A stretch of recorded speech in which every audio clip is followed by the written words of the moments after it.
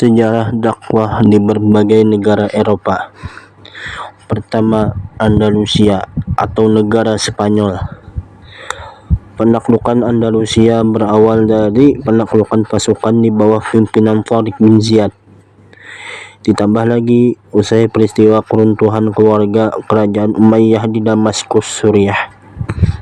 Salah satu keturunan mereka, yaitu Abdurrahman, berhasil melarikan diri dan menyusup ke Spanyol. Di sana ia mendirikan kerajaan Bani Umayyah yang mampu berdiri dari 193 sampai 458 Hijriah atau 756 sampai 1060 Masehi. Keberadaan Islam di Spanyol seakan menjadi pemicu perkembangan kebudayaan serta peradaban di sana. Pada masa itu, Spanyol kemudian menjadi pusat kebudayaan karena berbagai mahasiswa dari belahan dunia menuntut ilmu di sana. Tepatnya di kota Granada, Cordoba, Seville, dan Toledo. Di kota-kota ini pula melahirkan para ilmuwan terkemuka seperti Ibnu Bajjah yang merupakan seorang ahli filsafat pada abad ke-12 dan penafsir karya-karya Aristoteles. Kemudian Ibnu Rushd, seorang ahli bintang sekaligus dokter dan ahli filsafat. Setelah kekuasaan Bani Umayyah di Spanyol berakhir, kekuasaan Islam kemudian digantikan oleh dinasti-dinasti kecil seperti Al-Murabitin, Al-Muhaddis, dan kerajaan Bani Amr. Di tahun 1975, kelompok pemuda Muslim di Spanyol atau Andalusia membentuk komunitas masyarakat Muslim di Cordoba. 2. Negara Rusia. Islam masuk ke negara Rusia ketika berada di bawah pemerintahan Khalifah Walid bin Abdul Malik pada masa dinasti Umayyah. Saat itu, Panglima Qutaibah bin Muslim berhasil menaklukkan Rusia. Panglima Qutaibah juga menyebarkan dakwahnya ke penduduk di sana untuk memeluk agama Islam. Keberhasilan Qutaibah ini dimulai pada tahun 86 Hijriah hingga 91 Hijriah. Ditambah lagi, usai berhasil menguasai seluruh wilayah bahkan mendekati perbatasan Cina. Tidak hanya menyebarkan agama Islam melalui dakwah, Panglima Qutaibah juga mendirikan sebuah masjid besar yang berada di Bukhara dengan nama Masjid Jami' Qutaibah. Bahkan mengirim para ahli fikih ke rumah-rumah warga, sekaligus mengizinkan mereka menerjemahkan Al-Quran dengan bahasa yang mereka mudah pahami. Umat Islam di Rusia sempat mengalami tekanan hampir 34 abad setelah dikuasai rezim Bolshevik. Meski demikian, Islam kemudian perlahan-lahan berhasil bangkit, yang terbukti dari mulai tingginya animo haji dan umrah serta minat mempelajari Al-Quran di sana. 3. Inggris. Masuknya Islam di Inggris juga terlahir dari dampak perkembangan Islam di Spanyol, khususnya sejak terjadi pemindahan Universitas Islam Toledo di Spanyol ke Inggris. Di Inggris, ada tokoh yang disebut sangat berjasa dalam menyebarkan ilmu agama Islam, yaitu ia adalah Mozarabius, yang kemudian mengganti namanya menjadi Petrus Alfonsi. Pemukiman kaum muslim di Inggris umumnya terkonsentrasi di kota besar. Di London, penduduk muslim merupakan komunitas kosmopolitan yang terdiri dari macam-macam latar belakang kebudayaan. Hampir separuh dari jumlah keseluruhan kaum muslim di Inggris tinggal di London dan wilayah sekitarnya. Sisanya 2/3 bermukim di West Midlands, Yorkshire, Glasgow, dan wilayah-wilayah di sekitar Manchester. Di Inggris pada tahun 1960 hanya tercatat 9 masjid sebagai tempat ibadah dan hanya bertambah 4 masjid lagi selama 5 tahun berikutnya. Tetapi pada tahun 1966 terdapat loncatan sehingga jumlah masjid terus bertambah 8 buah tiap tahunnya.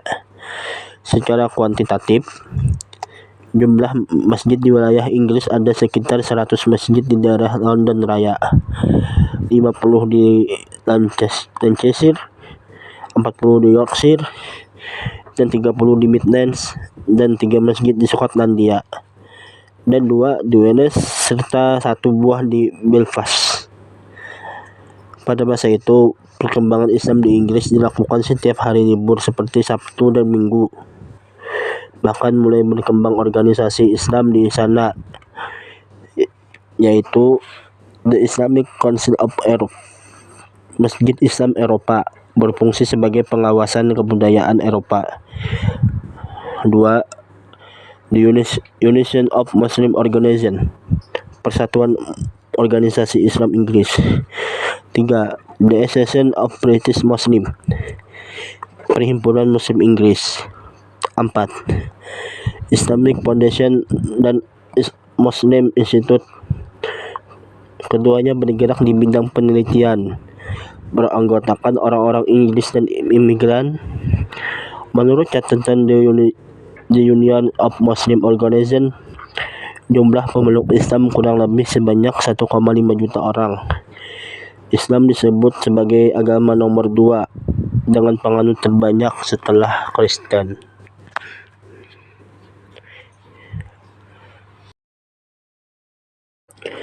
4. Belanda. Agama Islam di negara Belanda berkembang berkat perjuangan Abdul Wahid van Bommel. Di sana berdiri organisasi Islam seperti Frederiksorganisme Muslim Nederland yang diketuai oleh Abdul Wahid. Organisasi tersebut kemudian diubah menjadi Islamitis of Information Syndrome. Melalui organisasi tersebut, beliau berjuang menuntut hak agar dapat menunaikan sholat wajib 5 waktu, termasuk sholat Jumat. Berdasarkan data statistik Central Bureau de Statistique 1994, jumlah umat Islam Belanda mencapai 3,7% dari total penduduk 15 jutaan jiwa. Umat Islam di Belanda umumnya imigran yang berasal dari Turki, Maroko, Suriname, Pakistan, Mesir, Tunisia, dan Indonesia. Selain warga negara asli Belanda, pada tahun 1990 di seluruh Belanda jumlah masjid mencapai 300 buah.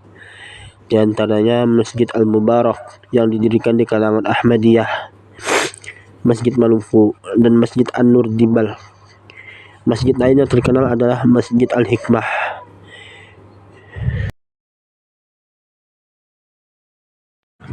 5. Prancis. Islam adalah salah satu dari beragam agama di Prancis. Meski sejak dahulu Muslim sudah ada di Prancis, baik Prancis daratan maupun wilayah kependudukannya di luar Eropa. Imigrasi massal Muslim ke Prancis pada abad 20 dan 21 telah membuat negara ini menjadi salah satu negara dengan komunitas Muslim terbesar di Eropa. Di Prancis, Islam berkembang pada akhir abad ke-19 dan awal ke-20 Masehi. Bahkan pada tahun 1922 telah berdiri sebuah masjid yang sangat megah. Masjid itu bernama Masjid Raya Yusuf di ibu kota Prancis, yaitu Paris. Hingga kini, lebih dari 1000 masjid berdiri di sentro Prancis. Di negara ini, Islam berkembang melalui para imigran dari negeri Maghribi seperti Aljazair, Libya, Maroko, Mauritania, dan lainnya. Sekitar tahun 1960-an, ribuan buruh Arab berimigrasi atau hijrah secara besar-besaran ke daratan Eropa terutama di Prancis. Saat ini, jumlah penganut agama Islam di Prancis mencapai 7 juta jiwa. Dengan jumlah tersebut, Prancis menjadi salah satu negara dengan pemeluk Islam terbesar di Eropa. Menyusul kemudian negara Jerman sekitar 4 juta jiwa dan Inggris sekitar 3 juta jiwa. Peran buruh imigran asal Afrika dan sebagian Asia itu membuat agama Islam berkembang dengan pesat. Para buruh ini mendirikan komunitas atau organisasi untuk mengembangkan Islam. Secara perlahan, penduduk Perancis pun makin banyak yang memeluk Islam. Karena pengaruhnya yang demikian pesat itu, pemerintah Perancis sempat melarang buruh migran melakukan penyebaran agama, khususnya Islam. Pemerintah Perancis khawatir organisasi agama Islam yang dilakukan pada para buruh tersebut akan membuat pengkontak-kontakan masyarakat dalam beberapa kelompok etnik, sehingga dapat menimbulkan disintegrasi dan dapat memecah belah kelompok masyarakat. Tak hanya itu, pintu keimigrasian bagi buruh-buruh yang beragama Islam pun makin dipersempit, bahkan ditutup. Meski demikian, masyarakat Arab yang ingin berpindah ke Perancis tetap meningkat. Pintu ke arah sana semakin terbuka. 6. Jerman. Keberadaan orang-orang Islam pertama kali di Jerman tidak terlepas dari masuknya bangsa Turki ke wilayah tersebut di akhir abad ke-17, yang merupakan respon perlawanan terhadap kolonialisme Barat. Mereka menetap dan berketurunan di wilayah tersebut. Ketika bangkitnya industri di Eropa, banyak warga dari Turki dan Timur Tengah melakukan migrasi untuk mencari pekerjaan ke Eropa, termasuk wilayah Jerman. Tahun 1961, 1963, dan 65, orang-orang keturunan Turki, Maroko, dan Tunisia direkrut sebagai pekerja di Jerman. Hal itu atas persetujuan antara pemerintah Jerman dengan negara-negara yang bersangkutan. Belakangan warga Muslim dari Lebanon, Palestina, Afghanistan, Aljazair, Iran, Irak, dan Bosnia juga datang ke Jerman untuk mengungsi karena negara mereka dilanda perang. Karena merupakan negara maju, Jerman pun juga menjadi target bisnis dan pendidikan. Banyak para profesional, pebisnis, pekerja, dan mahasiswa Muslim dari India, Pakistan, dan Asia Tenggara datang, dan sebagian mereka menetap di sana.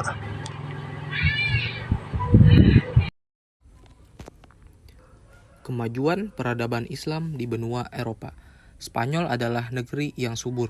Kesuburan itu mendatangkan penghasilan ekonomi yang tinggi dan pada gilirannya banyak menghasilkan pemikir. Masyarakat Spanyol Islam merupakan masyarakat majemuk yang terdiri dari komunitas-komunitas Arab dan Muwaladun atau orang-orang Spanyol yang masuk Islam, Barbar atau umat Islam yang berasal dari Afrika Utara, Al-Sakilbah atau penduduk daerah antara Konstantinopel dan Bulgaria yang menjadi tawanan Jerman dan dijual kepada penguasa Islam untuk dijadikan tentara bayaran. Yahudi, Kristen, Muzarib yang berbudaya Arab dan Kristen masih menentang kehadiran Islam. Semua komunitas itu, kecuali yang terakhir, memberikan saham intelektual terhadap terbentuknya lingkungan budaya Andalus yang melahirkan kebangkitan ilmiah, sastra, dan pembangunan fisik di Spanyol. Yang pertama ada filsafat. Islam di Spanyol telah mencatat satu lembaran budaya yang sangat brilian dalam bentangan sejarah Islam. Ia berperan sebagai jembatan penyeberangan yang dilalui ilmu pengetahuan Yunani, Arab, ke Eropa pada abad ke-12. Minat terhadap filsafat dan ilmu pengetahuan mulai dikembangkan pada abad ke-9 Masehi. selama pemerintahan penguasa Bani Umayyah yang kelima, Muhammad ibnu Abdul Ar-Rahman, pada 832 sampai 886 Masehi atas inisiatif Al-Hakam pada 9061 Masehi sampai 976 Masehi. Karya-karya ilmiah dan filosofis diimpor dari timur dalam jumlah besar sehingga Cordova dengan perpustakaan dan universitas-universitasnya mampu menyaingi Baghdad sebagai pusat utama ilmu pengetahuan di dunia Islam. Akhir abad ke-12 Masehi menjadi saksi munculnya seorang pengikut Aristoteles yang terbesar di gelanggang filsafat dalam Islam, yaitu Ibnu Rushd dari Cordova. Ia lahir tahun 1126 Masehi dan meninggal tahun 1198 Masehi. Ciri khasnya adalah kecermatan dalam menafsirkan naskah-naskah Aristoteles dan kehati-hatian dalam menggeluti masalah-masalah menahun tentang keserasian filsafat dan agama. Dia juga ahli fikih dengan karyanya Bidayah Al-Mujtahid. Ibnu Rushd memiliki sikap realisme, rasionalisme, positivisme, ilmiah Aristotelian. Sikap skeptis terhadap Gnosticisme adalah basis di mana ia menyerang filsafat Al-Ghazali. Yang kedua, sains. Ilmu-ilmu kedokteran, musik, matematika, astronomi, kimia, dan lain-lain juga berkembang dengan baik. Abbas ibnu Farnas termasyhur dalam ilmu kimia dan astronomi. Ialah orang pertama yang menemukan pembuatan kaca dari batu. Ibrahim bin Yahya Al-Nakas terkenal dalam ilmu astronomi. Ia dapat menentukan waktu terjadinya gerhana matahari dan menentukan berapa lamanya. Ia juga berhasil membuat teropong modern yang dapat menentukan jarak antara tata surya dan bintang-bintang. Ahmad ibnu Ibas dari Cordova adalah ahli dalam bidang obat-obatan. Selanjutnya ada kemunduran peradaban. Yang pertama, konflik Islam dengan Kristen. Para penguasa Muslim tidak melakukan Islamisasi secara sempurna.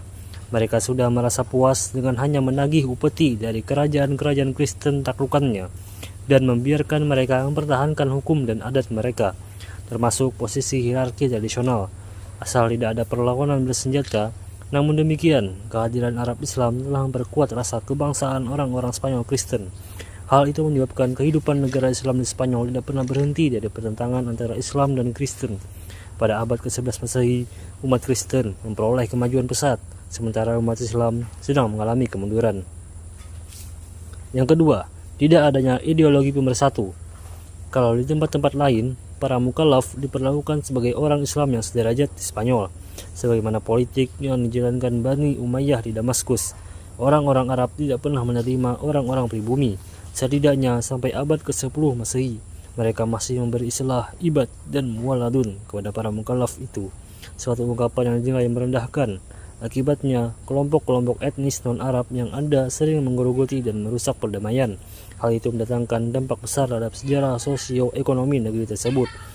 Hal ini menunjukkan tidak adanya ideologi yang dapat memberi makna persatuan, di samping kurangnya figur yang dapat menjadi personifikasi ideologi itu. Yang ketiga, kesulitan ekonomi. Di paruh kedua masa Islam di Spanyol, para penguasa membangun kota dan mengembangkan ilmu pengetahuan dengan sangat serius, sehingga lalai membina perekonomian. Akibatnya timbul kesulitan ekonomi yang amat memberatkan dan mempengaruhi kondisi politik dan militer. Yang keempat, tidak jelasnya sistem peralihan kekuasaan. Hal ini menyebabkan perebutan kekuasaan di antara ahli waris. Bahkan karena inilah kekuasaan Bani Umayyah runtuh dan Muluk al-Tawawif muncul. Granada yang merupakan pusat kekuasaan Islam terakhir di Spanyol jatuh ke tangan Ferdinand dan Isabella. Di antaranya juga disebabkan permasalahan ini. Yang kelima, keterpencilan. Spanyol Islam bagikan terpencil dari dunia Islam yang lain. Ia selalu berjuang sendirian tanpa mendapat bantuan kecuali dari Afrika Utara. Dengan demikian, tidak ada kekuatan alternatif yang mampu membendung kebangkitan Kristen di sana.